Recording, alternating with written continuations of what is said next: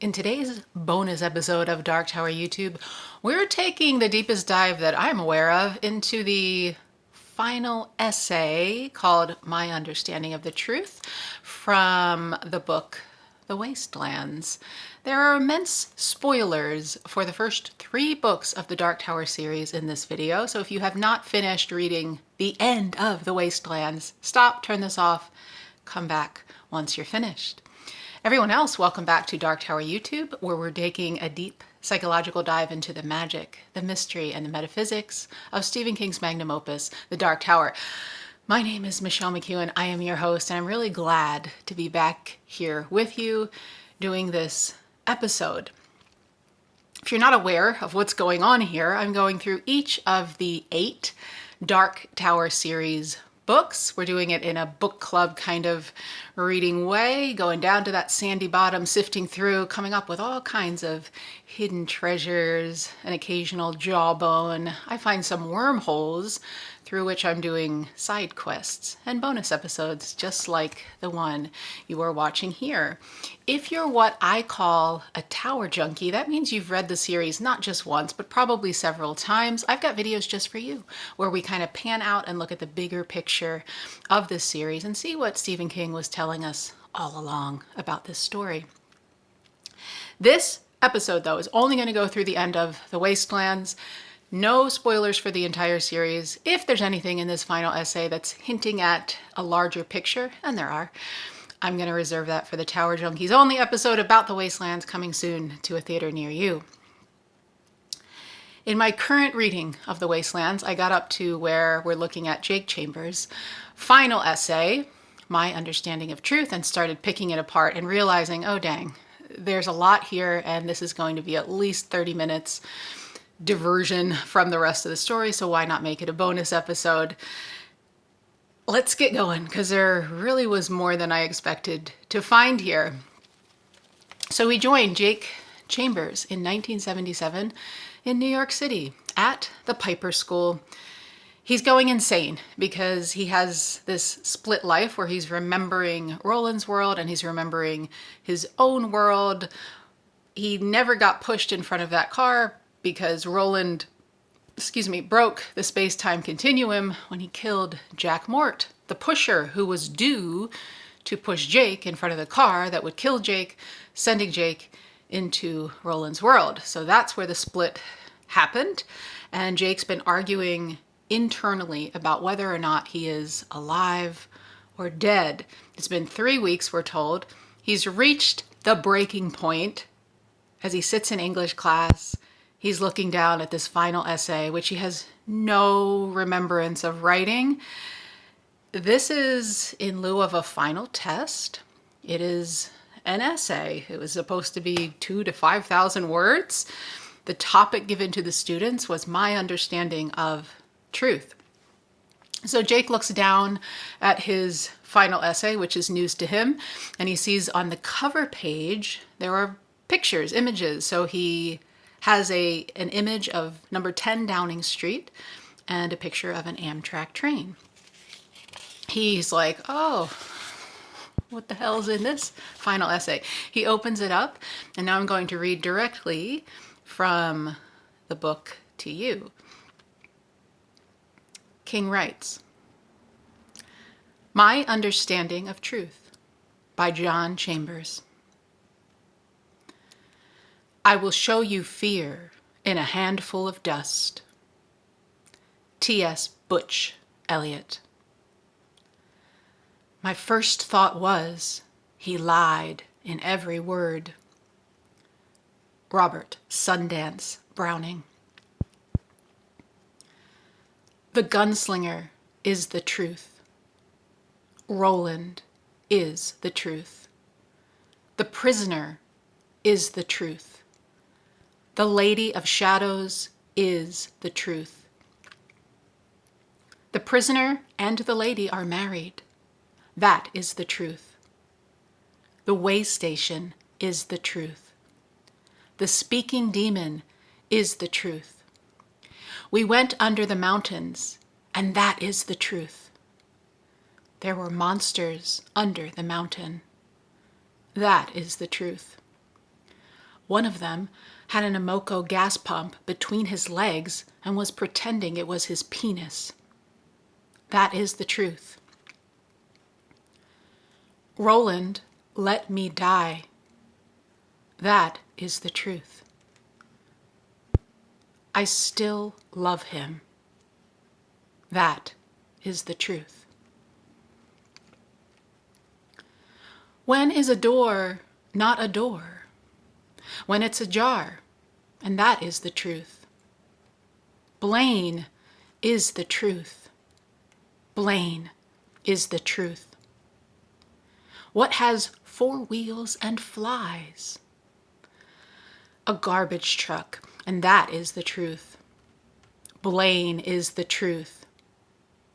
You have to watch Blaine all the time. Blaine is a pain, and that is the truth. I'm pretty sure that Blaine is dangerous, and that is the truth. What is black and white and red all over? A blushing zebra, and that is the truth. I want to go back, and that is the truth. I have to go back, and that is the truth. I'll go crazy if I don't go back, and that is the truth. I can't go home again unless I find a stone, a rose, a door, and that is the truth. Choo choo, and that is the truth. Choo choo, choo choo. Choo choo, choo choo, choo choo. Choo choo, choo choo, choo choo, choo choo. I am afraid, and that is the truth. Choo choo. On the last page of his essay, he's pasted a picture of the Leaning Tower of Pisa and scribbled black crowns all over it.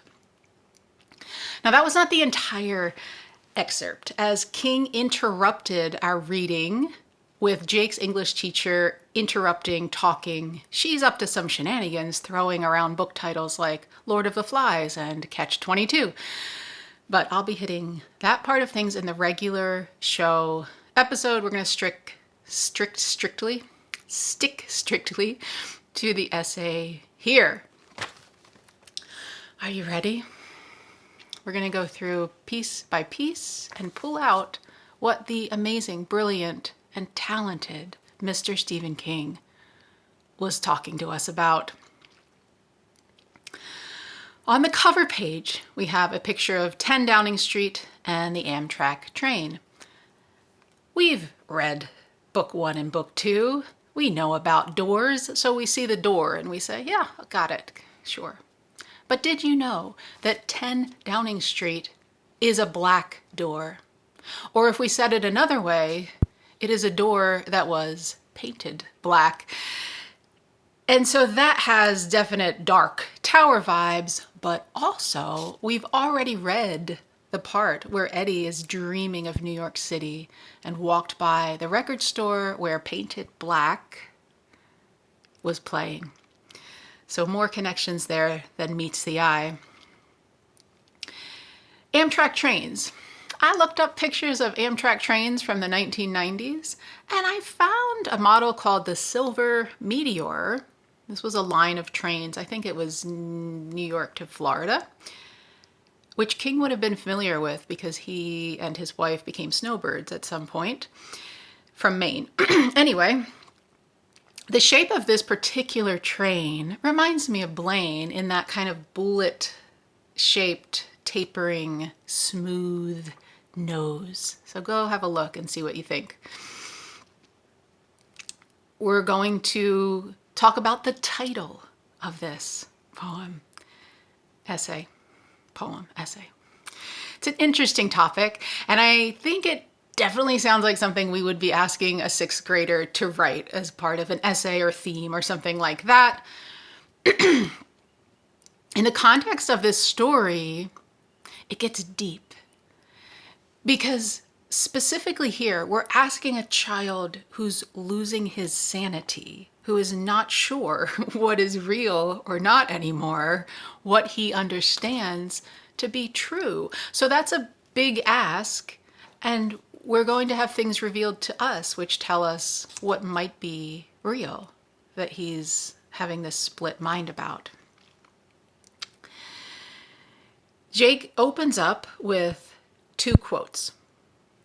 "I will show you fear in a handful of dust," T.S. Butch Eliot.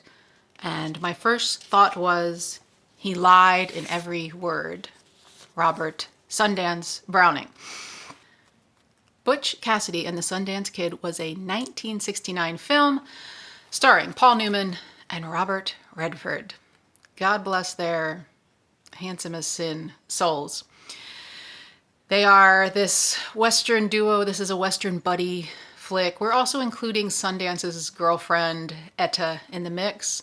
And they're robbing trains and robbing banks and moving around together, going down to Bolivia, getting up to fun shenanigans, hijinks. And we love their relationship, their love for each other. The ending's ambiguous.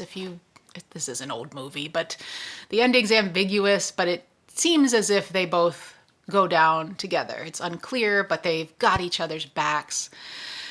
And that's Butch and Sundance. How did Jake see this movie? I don't know. Were they doing TV movies in the 70s? Probably. So he must have watched this on the TV. There was also a 1976 sequel television show just starring Etta, the girlfriend, and what she got up to once Butch and Sundance were not on the scene. In any event, he knew what was up with Butch and Sundance.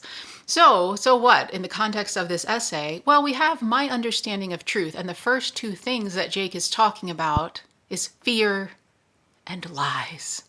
And he's doing it within the framework of this Western duo that loved each other and had each other's backs. And that's really, really sad when you think about it. When we look at the whole essay, we see that Roland's world is the truth. Jake has to go back, but Jake has not forgotten that he was afraid when he was there. He was lied to, and then he was killed by a man that he loved. And King is asking us to remember that part of the story here. So let's look at the first quote. "I will show you fear in a handful of dust." We will remember that this is a line from the poem The Wastelands, and we're familiar with it because it's the same exact quote that Stephen King opened up this novel with. King also chose to lead off his quotes with this one, and Jake is doing the same thing. Coincidence? So this is the second time we've read this quote within this novel, and I say, everybody says, but we at Dark Tower YouTube pay attention. Perk up your ears when you're hearing something for the second time when the author is telling you. Why the repetition here? I think there's a few reasons. King calls the first part of this novel Jake. And we can see now that King using his quote was this direct foreshadowing of sorts, drawing a direct line from the start of this novel to where we are right now with Jake, because those are the same quotes being used. I think another meaning it can take on is when we're thinking about it from Jake's perspective, because Jake is remembering his time in the desert with Roland here. And again, he was living in fear, lies, and eventually died. So him thinking of the desert in this fearful way, that makes sense from his perspective. And then we can even pan out a little bit more, dive a little deeper, if you will, whichever one makes sense, and say once we finish the novel, we figure out that the eponymous wastelands that the quartet travels through via Blaine is a similar deserted desert landscape, more horrific than the one that Roland crossed in great chaos, disarray, monsters. So the fear in a handful of dust could be a foreshadowing of what's to come once the quartet is reunited. Next up is the quote, "He lied in every word." And this is a quote from Browning's epic poem, "Childe Roland to the Dark Tower came." And we'll remember that King pulled from this poem to open up the novel. He didn't use this exact line. Here are the lines that King chose. "If there pushed any ragged thistle stalk above its mates, the head was chopped. The bents were jealous else. What made those holes and rents in the dock's harsh swarth leaves, bruised as to balk all hope of greenness? 'Tis a brute must walk, pashing their life out with a brute's intents." And in our first episode where we looked at these quotes, we guessed that maybe King was referring to Roland when he was talking about the brute. Who is the brute that King is talking about here? And when Shardik was killed, we thought there was an echoing of language here when Roland is thinking to himself after the death of this great god bear, demon bear. King writes, "And then I came with my friends, my deadly new friends, who are becoming so much like my deadly old friends. We came, weaving our magic circle around us, and around everything we touch, strand by poisonous strand. And now here you lie at our feet." So that's very brutish. A brutish movement through the world, just moving with this poison that's killing everything in its path, which is exactly what that quote is talking about, that King opened the book with. So we said, this sounds like Roland. I think he was talking about Roland. And so I think Jake is also referring to Roland here, not just because we have Jake directly mirroring Stephen King here in the opening, but also because, I mean, there's a very obvious surface thing where Roland lied and lied and lied to Jake in The Gunslinger. He lied in every word. Let's dig a little bit deeper, though, because he didn't just use those quotes. King loves to make things a little more interesting and give you a little bit more to think about. So why a tribute to Butch and Sundance here? Let's think about Butch and Sundance, and we're going to say, if we're going to parallel Butch and Sundance, this iconic Western duo, right? And so we're saying, okay, Roland and Jake.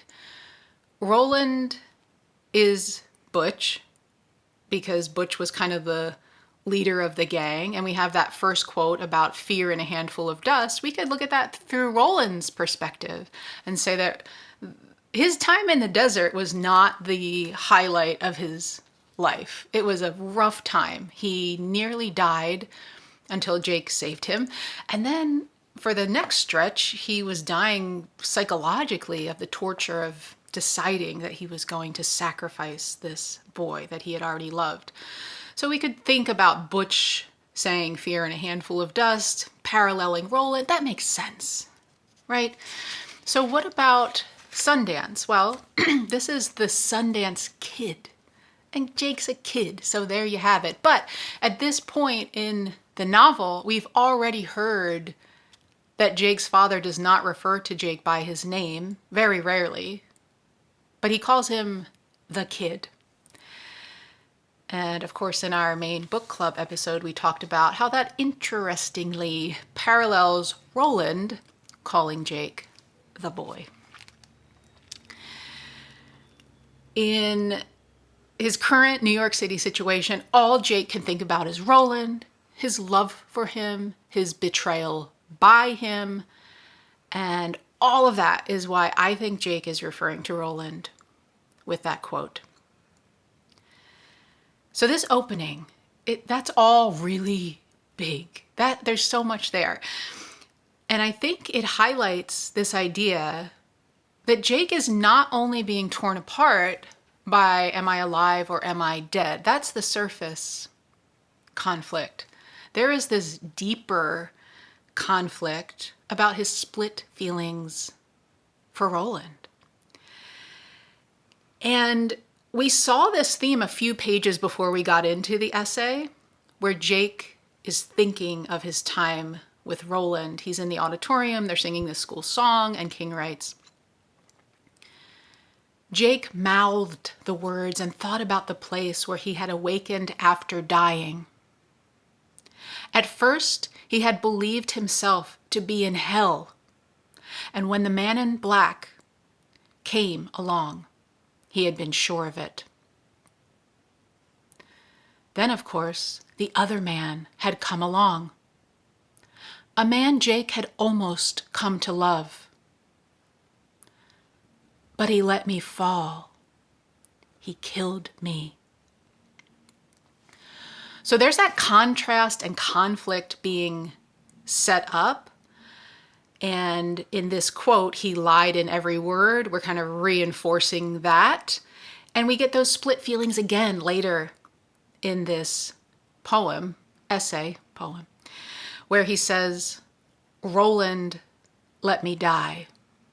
That is the truth. I still love him. That is the truth.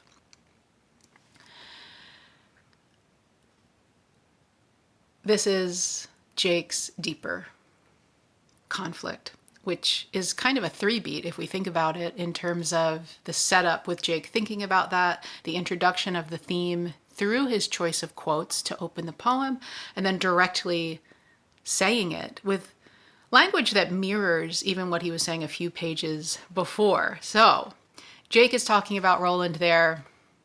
Do you agree? What do you think? Let me know in the comments. We are going to move on to the meat of the essay now. But I just want to say all of what we've already covered is mirroring what has been going on with Eddie in the other part of the story.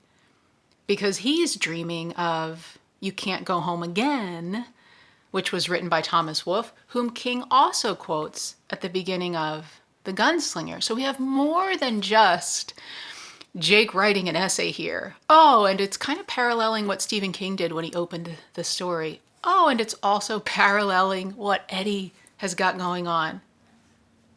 I love this series so much, guys. We're going to touch on that a little bit more. We'll dig deeper into that idea later. Let's look at the first few lines of the essay. The gunslinger is the truth. Roland is the truth. The prisoner is the truth. The lady of shadows is the truth. The prisoner and the lady are married. That is the truth.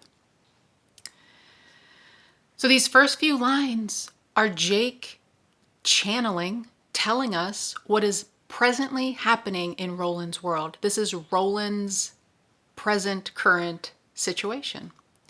He starts by naming Roland, but then he calls out Eddie and Susanna by their tarot card names, and he knows that they are married.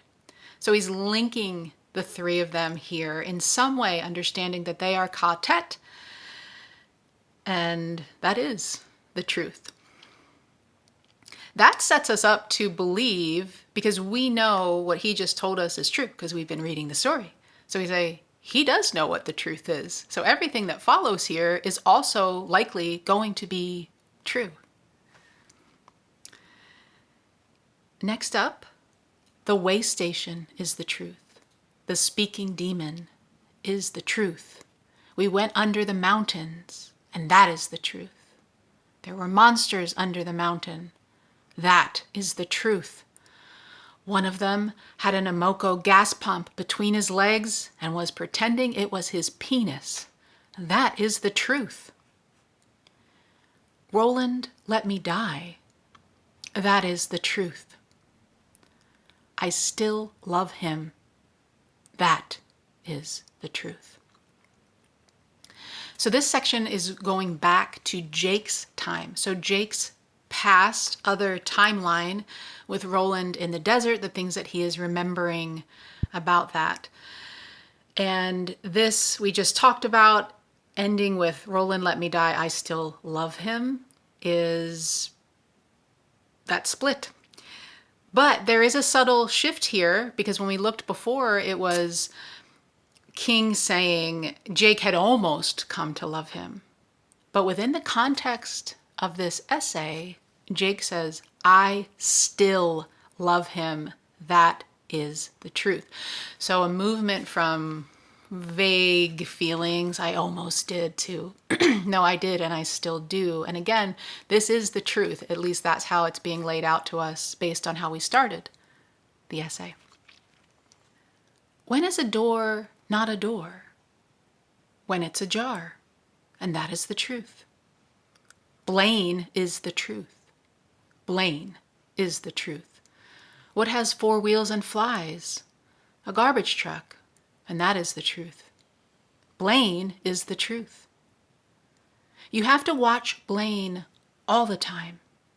Blaine is a pain, and that is the truth. I'm pretty sure that Blaine is dangerous, and that is the truth. What is black and white and red all over? A blushing zebra, and that is the truth. So this part we're moving into riddles. And I pulled out the part about Miss Avery talking about Lord of the Flies, and she's saying how riddles are a sign of a good novel. And so King is setting us up there a little bit for, he just was talking about riddles, and now here are some riddles. What do they mean? They're very kind of jokey, simple riddles. So we'll pay attention to that. Blaine, we haven't seen that name yet in the Wastelands. But I think if we look at the structure of this poem, because it's not an essay, is it? But we'll talk about that in a bit. It makes sense that we could say this is the future, this is a prediction, this is foreshadowing, and it will happen because, again, these are true things that Jake has been telling us. So we are introduced to Blaine later in this novel, and Blaine is a junkie for riddles. He's a riddle junkie. So that's what's going on there. The repetition of Blaine is the truth, that's a little bit different than what we've seen so far. So he didn't have any repetition of the same thing, but Blaine is the truth, Blaine is the truth, Blaine is the truth is repeated 3 times here, letting us know, yes, and he's dangerous and he's a pain, and it's just telling us exactly what's going to happen, which is cool. It's kind of almost like a riddle a little bit, would you agree? And then we get into, I want to go back, and that is the truth. I have to go back, and that is the truth. I'll go crazy if I don't go back, and that is the truth. I can't go home again unless I find a stone, a rose, a door, and that is the truth. Now we're moving into Jake's present, current situation, which is a great mirror where we opened up with Roland's present, current situation. So we have the present, the past, the future, the present from Roland and Jake, Sundance and Butch and Sundance's perspective. Jake here mentions the stone, the rose, the door, which pretty closely mirrors the stone, the leaf, and the door, which is Look Homeward Angel, the Look Homeward Angel quote that Stephen King opened up the entire series with. If you have the unrevised edition of The Gunslinger, you didn't see this, but in the revised edition, this is the quote that Stephen King opens the entire series up with. And of course, that's what Eddie is thinking about in his dreams. He is looking at this book in his dream, and the cover in his dream is You Can't Go Home Again, because he's thinking about going back to New York, even though it's from Look Homeward Angel. But close enough for government work, as King likes to say. And in his dream, the images on the book cover are a key, a rose, and a door. So we have some slight differences here from the original: a stone, a leaf, a door. And Jake is thinking a stone, a rose, a door. And Eddie's got the key, the rose, and the door. And there might be some riddles in there about the larger story that we're not going to talk about in this episode. But we're really tying the three of them together again, like we did at the top, and saying that Jake's use of "I can't go home again," that's a big signal to us that he is directly being tied to Eddie here. This is, if you are forgetting, I'll remind you, this is what Eddie was dreaming. King writes, "He looked down at the book and was utterly unsurprised to find it was You Can't Go Home Again by Thomas Wolfe. Stamped into the dark red cover were three shapes: key, rose, and door. He stopped for a moment, flipped the book open, and read the first line. The man in black fled across the desert, Wolfe had written, and the gunslinger followed." And when we read that, our minds were blown and we said, holy shit, this is getting super weird and meta on the storytelling level. And I think we're doing the same thing here with Jake's essay. It's not quite as in your face, but when we're digging a little deeper, as we love to do here, we're seeing that it is actually the very same thing, except maybe a little bigger even than what's going on in Eddie's dreams. Jake ends the writing portion of his essay with the choo-choos. So I said nothing was repeated, but the choo-choos are repeated. And they feel, I'm not going to read them all again. I did it. I'm not doing it again. They feel very nursery rhymey, childlike here. It's very different from the rest of what we have read thus far in the essay. It's on theme. We've been looking at the theme of nursery rhymes, childish sing-songy kind of things. And we remember back in the Gunslinger, we had the rain in Spain falls on the plain. In the revised Gunslinger, we have chusset, chisset, chasset, bring enough to fill your basket. In the drawing of the three, we have the did-a-chick, dumb-a-chum, sing-songy, weird voices of the lobstrosities. And now this silly, childish word.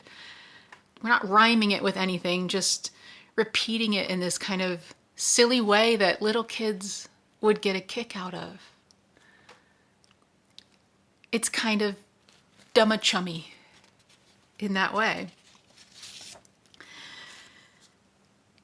Interspersed, though, we have Jake saying, "I am afraid." And that is the truth before that final choo-choo.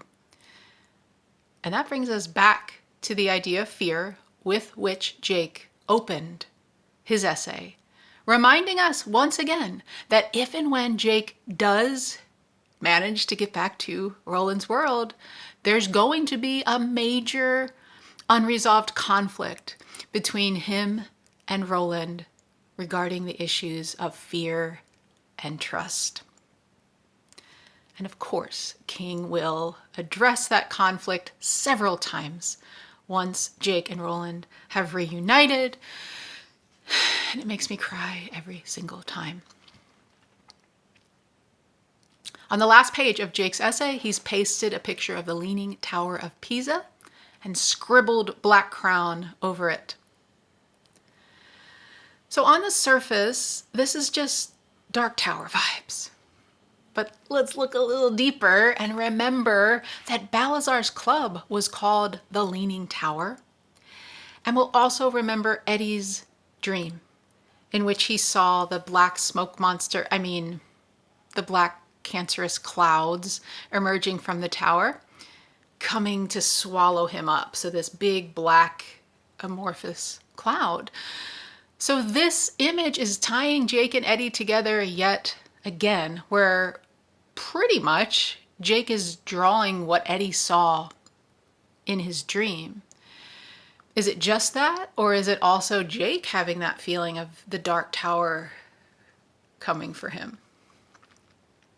We don't know. But interesting to think about. Now, I've been saying all along, I meant to just call this an essay the whole time through, but I can't because it's not an essay. It's a poem. This is a poem, not an essay. Jake opens up the essay with 2 poem quotes, which of course mirrored King opening up the book with 2 poem quotes plus some other things. And King is also basing the entire series on this epic poem. So I think to say that Jake's going to write a poem here, an epic poem, maybe not epic, but pretty freaking interesting, that's a good fit for what we've got going on in the bigger scheme of things. It's not a formally structured poem, at least not that I can pick up, and I'm no expert on poetry, but it is structured. Jake does use that repetition there. He's using short staccato phrases that read differently and hit differently than prose would. We have that structure of present, past, future, present. And then we have those images bookending the whole thing. So there is some symmetry and structure in here when we're really looking at it.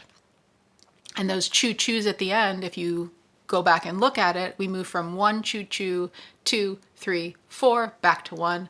So there's something going on there as well.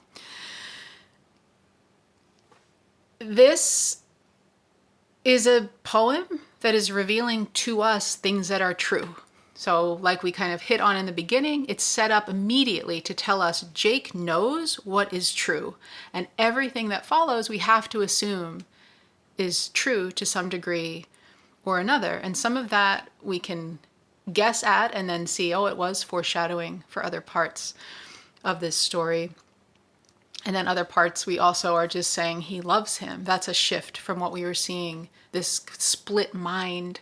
He loves Roland and he needs to get back there. That's the truth of the matter. So it sets up an idea for us. How is that going to happen? We're very invested now and we want to see this conflict resolved that King has set up, the conflict below the conflict of I love him but he killed me, below the conflict of am I alive or am I dead? He was very sure of himself when he wrote this. He repeats, that is the truth. That's a line that is repeated again and again and again and again. And it is. But he doesn't remember writing it. So we have to imagine what kind of state was Jake Chambers in when he wrote this. He was channeling. And there are tons of channelers out there. So these are people who are going into some sort of trance-like state and receiving information that they're transmitting through speaking, writing, art, and saying, this is somebody else, something else coming through me out into the world. It could be an alien, it could be an extra physical entity, it could be Jesus Christ, all kinds of options there in terms of channeling. But that's what Jake did here. He doesn't know about the Lady of Shadows or the prisoner. He doesn't know about Blaine. He doesn't know any of that. So he's channeling not only what's happening, but also the future. That's huge. So that tells us something about this kid. And we saw him in the Gunslinger knowing, having that shinning. That was touched on.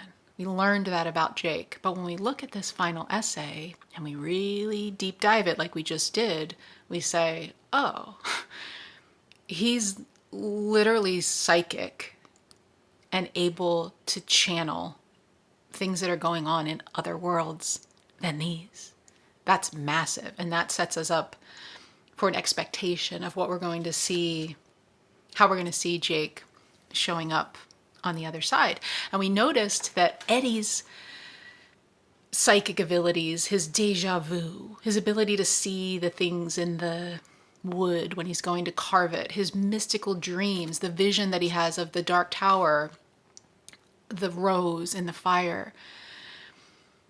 We don't know too much about what he was doing, what his abilities looked like in New York City, but we know that they've been increasing in power since he's been in Roland's world. That's the truth. And so if this is Jake right now in New York City, being able to predict future events, how might his gift be, what's the word, exaggerated? That's not the word I want, but amplified in Roland's world. The meta level of this is wild, where we have this mimicking of what Stephen King is doing. So this kid is not just channeling the rest of the story as a whole, but he's channeling Stephen King writing about Jake, writing about the Dark Tower. We're going to watch that going forward, because we noticed earlier in the drawing of the three that The Shining was a thing. And we had Stephen King kind of talking as the narrator without, like, pulling himself out of the story to talk to the reader directly. So that's in our book club editions. But just to say, this is not the first time. And then, of course, Eddie having the first line of the gunslinger in his dream. Here it is again, where we have this meta storyteller idea that King is introducing us to. I think that's it. What did I miss? That was my deep dive. I loved doing it. I know that the next time I read the poem, I'm going to say, oh my gosh, I missed it. I've read this series so many times, and every time I read it, I pick up something new. When I go back and listen to this episode, I'm going to say, oh, it was so obvious that you missed that, Michelle. But that's the fun of it. And I know that y'all out there who have read this are chomping at the bit to tell me what I missed, what you think, what did I get right, what do you disagree with. Let's have some fun, interesting conversations about it. Let me know in the comments. You all are my people. If you are still here listening to this, thank you so much. I love doing this. I'm going to keep doing it probably for the rest of my life. And I want all of you to join in the fun and conversation. Keep reading The Dark Tower. Keep showing up here. Until we meet again, may you, my Dark Tower junkie friends, have long days and pleasant nights.